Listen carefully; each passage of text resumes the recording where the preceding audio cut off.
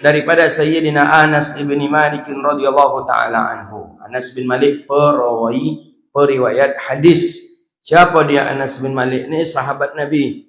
Sahabat Nabi, ia pembantu Nabi pun ia. Itu dia sahabat baginda Rasulullah sallallahu alaihi wasallam, namanya Sayyidina Anas bin Malik. Kita umat muslim banyak terhutang kita sebenarnya kepada Sayyidina Anas bin Malik.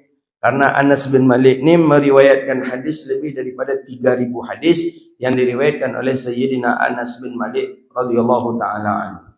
Memang beliau ni dari usia kecil, ada mengatakan 8 tahun usia Anas bin Malik. Anas bin Malik sudah menjadi pembantu Nabi SAW. Jadi singkat cerita itu, ketika Sayyidina Anas bin Malik, ketika Nabi hijrah ke Madinah, Anas bin Malik ini sudah muslim, termasuk ibunya Ummu Sulaim sudah muslim. Karena walaupun Nabi belum sampai ke Madinah, penduduk Madinah sudah banyak yang muslim ketika itu. Banyak yang muslim, termasuklah ibu Nabi namanya Ummu Sulaim. Ibu Anas bin Malik namanya Ummu Sulaim. Muslim. Jadi suatu ketika Nabi belum juga kunjung datang ke Madinah, Ummu Sulaim ini selalu bercerita ke Anas bin Malik tentang sosok Rasulullah. Nabi ini seperti ini orangnya santun, orangnya ramah, orangnya tawadhu, orangnya menimbulkan kebahagiaan kepada kita. Seluruh sifat-sifat Rasulullah dipuji oleh Ummu Sulaim.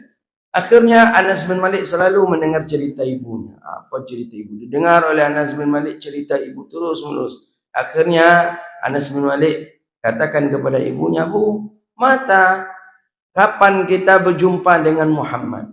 Setiap saat ibu bercerita tentang Nabi Muhammad, tapi kapan kita bisa berjumpa dengan Nabi Muhammad itu, Bu?" Salah satu daripada pertanyaan Anas bin Malik itulah Allah takdirkan Nabi Muhammad hijrah ke Madinah.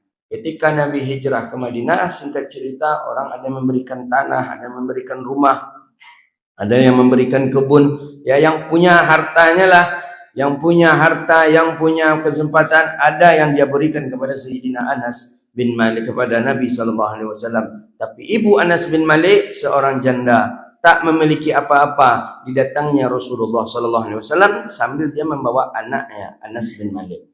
Kata ibu kepada Rasulullah SAW, "Ya Rasulullah," kata ibu kepada Nabi SAW. Kata ibunya Anas bin Malik, "Wa indi la syai'. Aku ni tak punya apa-apa. Kebun aku tak punya, rumah pun cuma menumpang, kami tak punya apa-apa. Tapi aku punya ibnun, aku punya anak kecil ini, usia 8 tahun. Dalam satu qaul baru 7 tahun. Aku punya ini saja ya Rasulullah. Aku berikan ia kepada engkau ya Rasulullah untuk berkhidmat kepada engkau." Nah, begini cara para sahabat salafus saleh untuk agar dapat posisi dalam dakwah. Harta tak punya, untuk berperang pun tak bisa karena perempuan. Harta nak diberikan untuk bantuan perang pun tak bisa, membantu begini, tak ada yang bisa. Tapi dia punya anak laki-laki.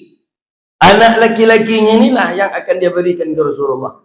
Aku punya anak laki-laki ini ya Rasulullah, inilah aku berikan kepada engkau ya Rasulullah untuk khidmat kepada engkau ya Rasulullah.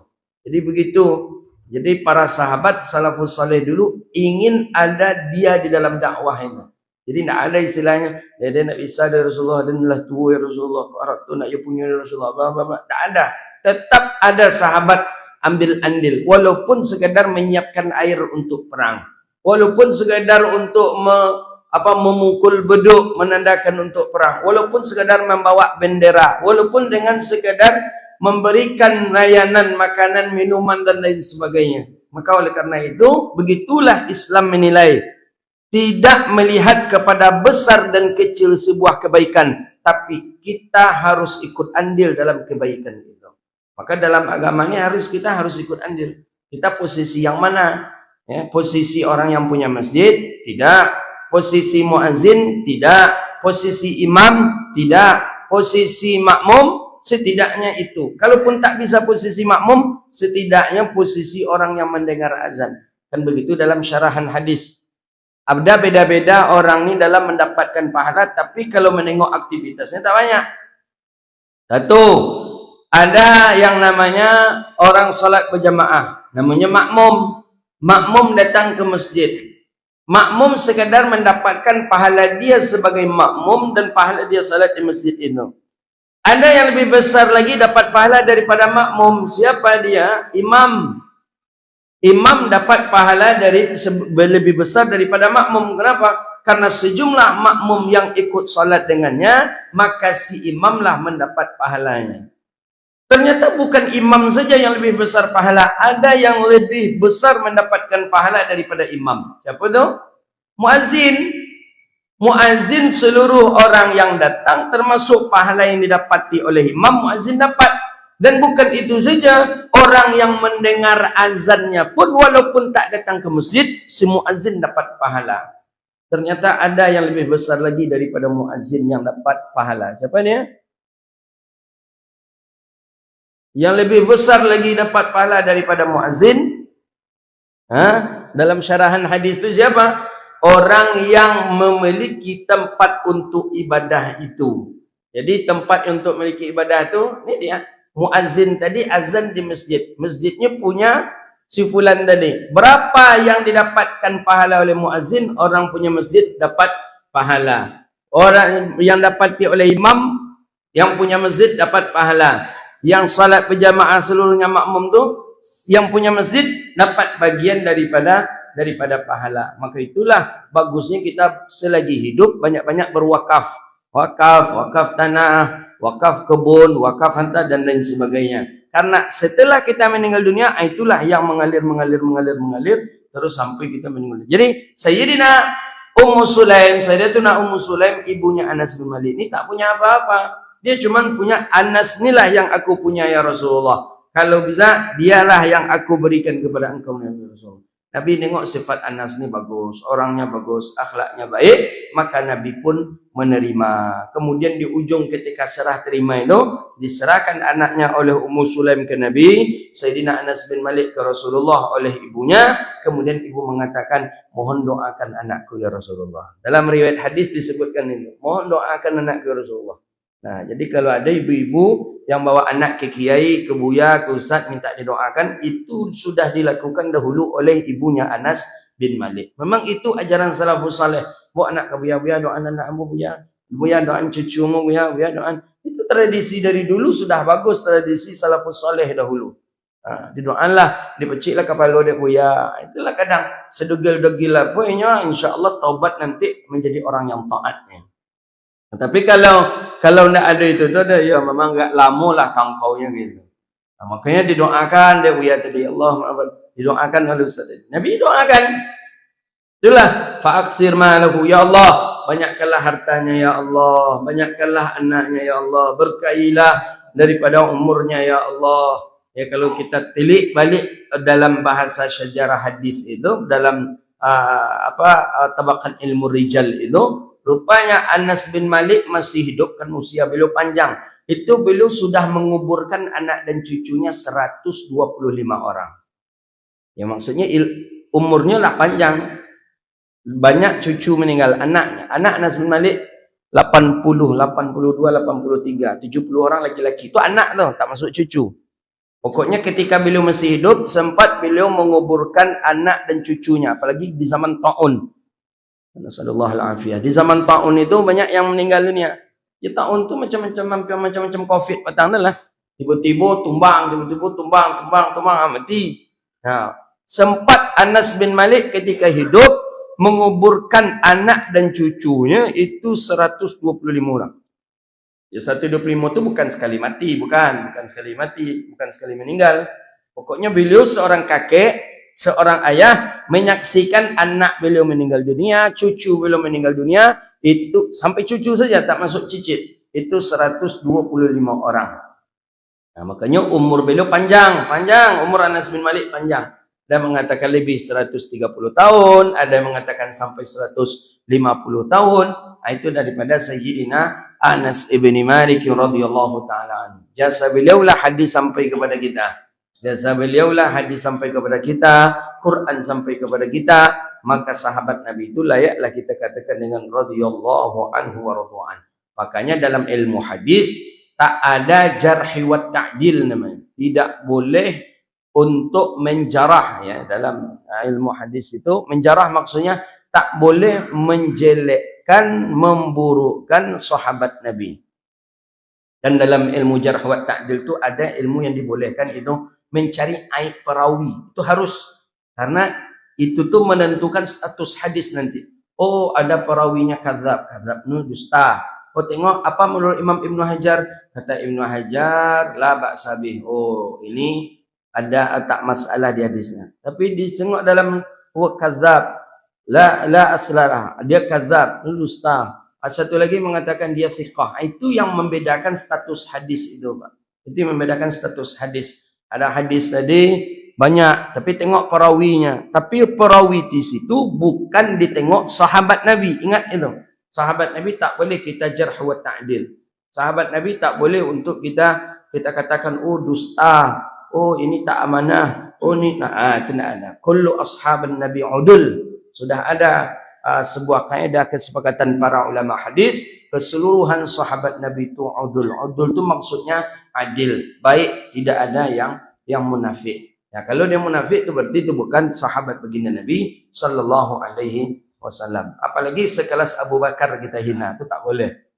Apalagi sekelas Umar kita hina, kita lecehkan, kita sepelekan, itu tak boleh. Mereka adalah orang-orang yang mulia, ya, mulia di sisi Allah. Allah puji dalam Al-Quran, radhiyallahu an wa radu an. Itulah dia sahabat baginda Nabi Sayyidina Anas bin Malik. Apalagi Anas bin Malik. Ya Allah, apa naknya khidmat Anas bin Malik kepada Rasulullah. Nabi kan salat, Anas bin Malik membersihkan tempat salat Nabi. Ketika Nabi nak salat, Anas bin Malik sudah menyiapkan air untuk Nabi. Ketika Nabi nak bepergian, sendal Nabi sudah di depan pintu, disiapkan oleh Sayyidina Anas bin Malik. Kuda Nabi sudah disiapkan oleh Anas bin Malik. Berapa naknya mulianya Anas bin Malik. Jadi kata baginda Nabi ketika doa itu, ada dalam satu riwayat kan panjangkan umurnya. Tapi dalam satu riwayat yang lain, doa Nabi itu, ya Allah, banyakkanlah hartanya, banyakkanlah keluarganya, anaknya, dan masukkanlah dia ke dalam surga. Jadi kata Sayyidina Anas bin Malik, ketika itu Nabi sudah meninggal dunia. Dua doa Rasulullah sudah aku dapatkan, kata Anas bin Malik, dan aku menginginkan doa yang ketiga pun hendaknya aku dapatkan. Jadi Nabi di yang ketiganya Nabi katakan, ya Allah, masukkanlah dia ke dalam surga. Memang Anas bin Malik itu hartanya banyak, ya, anaknya banyak.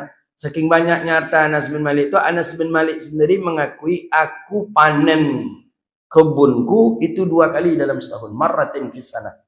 2 kali setahun. Orang cuma sekali dalam setahun panen. Anas bin Malik itu 2 kali dalam setahun. 2 kali dalam setahun panennya.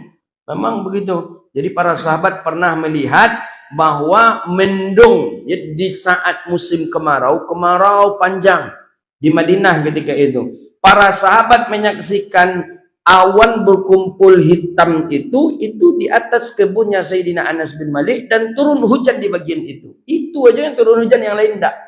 Berapun enggaknya sayangnya Allah kepada Anas bin Malik itu. Pada musim kemarau susah air. Sahabat di Madinah nampak tu awan hitam itu. Awan hitam berkumpul. Tenang saja awan hitam itu. Menurunkan. Yang diturunkan hujan yang membasahi itu cuma kebun Anas bin Malik, enggak yang lainnya. Seolah-olah Anas bin Malik ini memang, ya, orang dalam Allah Ta'ala lah, gitu dia. Tolong ya Allah, ya, tolong ya Allah, siram apa kami dengan hujan ya Allah. Langsung Allah kabulkan. Itu saking dekatnya Sayyidina Anas bin Malik. Itu kenapa kok bisa seperti itu? Ya karena khidmatnya kepada Rasulullah sallallahu alaihi wasallam. Karena dekat, ya karena ada khidmatnya, ada pengorbanannya kepada Sayyidina Rasulullah sallallahu alaihi wasallam. Tak pernah kena marah oleh Nabi. 10 tahun mengkhidmat Nabi, 10 tahun membantu Rasulullah, tidak ada sedikit pun marah dari baginda Nabi kita sallallahu alaihi wasallam. Ada. Ya, Anas bin Malik disuruh pergi oleh Nabi, "Pergilah turik datangi si Anu, sampaikan ikut." Ya Rasulullah. Tiba di jalan, tiba di pasar, nampak kawan sedang main. Tak ikut, lo main juga kawan tadi. Diikutilah Sayyidina Anas bin Malik oleh Nabi dari belakang. Kemudian jumpa, ya Unais, kata Nabi, panggilan sayang Nabi. Unais, ya Rasulullah, nak ingat engkau? Barulah Anas, ya ingat ya Rasulullah. Barulah Sayyidina Anas pergi. Tak ada Nabi marah kepada pembantunya, Sayyidina Anas ibn Malik. Aslinya Anas ni dari Bani Najjar. Bani Najjar. Bani Najjar ni sebenarnya asal sukunya dari Yaman. Jadi dulu suku di Madinah tu ada suku Aus, ada suku Khazraj. Orang ni dari Yaman. Karena ada bendungan di Yaman itu pecah dulu, bendungan apa namanya? Bendungan itu, maka Yaman menjadi porak-poranda. Maka orang-orang Yaman, kebanyakan orang-orang Yaman itu pindah ke Hijaz. Hijaz itu Makkah, Madinah. Karena itu negara yang terdekat dahulu dengan Yaman. Nah, kebanyakan itu ke Madinah karena Makkah belum, Makkah itu nampak kali kota yang keraslah kehidupan Quraisy ketika itu. Maka pindahlah ke Madinah. Di Madinah itulah dulu namanya Yathrib. Di situlah. Cuman Anas bin Malik ini sudah lahir di Madinah.